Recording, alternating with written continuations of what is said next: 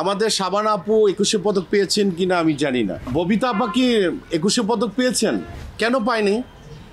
কি অপরাধ তাদের? আমার ফিল্ম ক্যারিয়ার অলমোস্ট 33-34 হয়ে গেছে।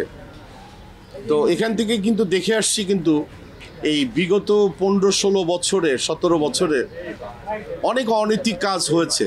21 পদক নিয়ে আমি যদি কথা বলি, বিগত দিনে 21 পদক যারা পেয়েছে প্রায় 50% ঠিক ছিল। 50% ঠিক ছিল কি না আমার প্রশ্ন।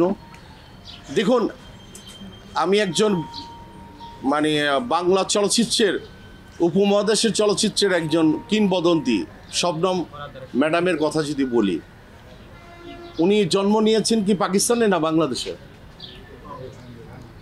বাংলাদেশে জন্ম নিয়েছেন। শিল্পী হয়েছে কোথায়? বাংলাদেশে। উনি স্টার হিসাবে পাকিস্তানে গিয়েছেন, ওখানে মেগাস্টার ছিলেন উনি।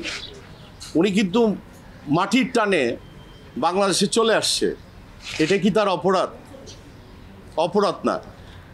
যদি তাকে 21 পদক কিন্তু দেওয়া হয়নি। আমাদের শাবানা আপু 21 পদক পেয়েছেন কিনা আমি জানি না। তো 21 পদক পাওয়ার আগে যদি শাবানা আপা যদি না পায়, তাহলে আমার মনে হয় আমার মৃত্যুর প্রায় 50 বছর পরে বোধহয় আমার 21 পদক পাওয়া উচিত। ববিতা আপা কি 21 পদক পেয়েছেন? প্রশ্ন, কেন পায়নি? কি অপরাধ তাদের? ভিন্ন মতাবলম্বী কাজ যদি কেউ যদি করে থাকে, আমার একটা চয়েস থাকতেই পারে।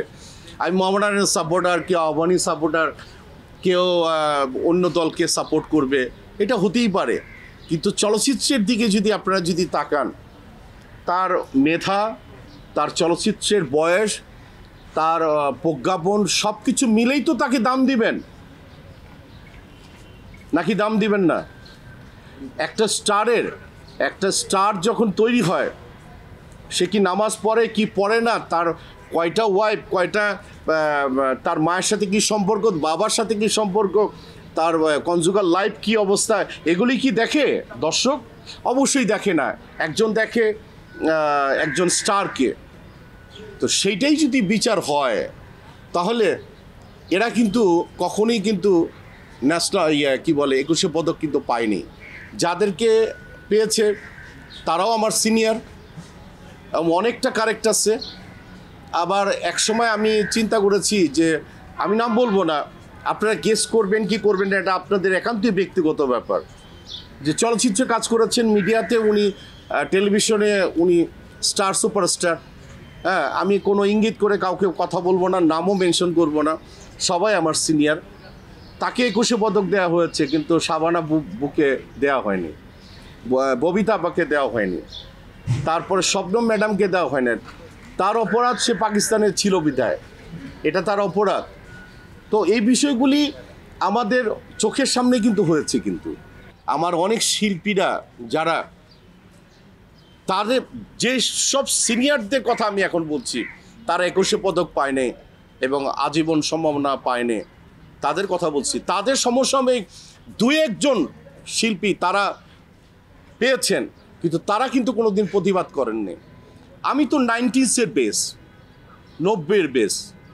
আমি যদি 90 থেকে যদি এই বেসটাকে যদি একটা সময় গিয়ে যদি 5 বছর 10 বছর পরে যদি আমি মনে করি যে এই ছেলেটার, এই মেয়েটার 21 পদক পাওয়া দরকার, সেখানে কিন্তু অনেকেই কিন্তু ডিজার্ভ করবে।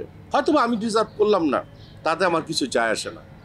কিন্তু আপনারা যারা আছেন, আমি আমার মনের কথাগুলি, আমার পরিবারের কথাগুলি এখন বললাম। আমি চলচ্চিত্রের ভালো চাই।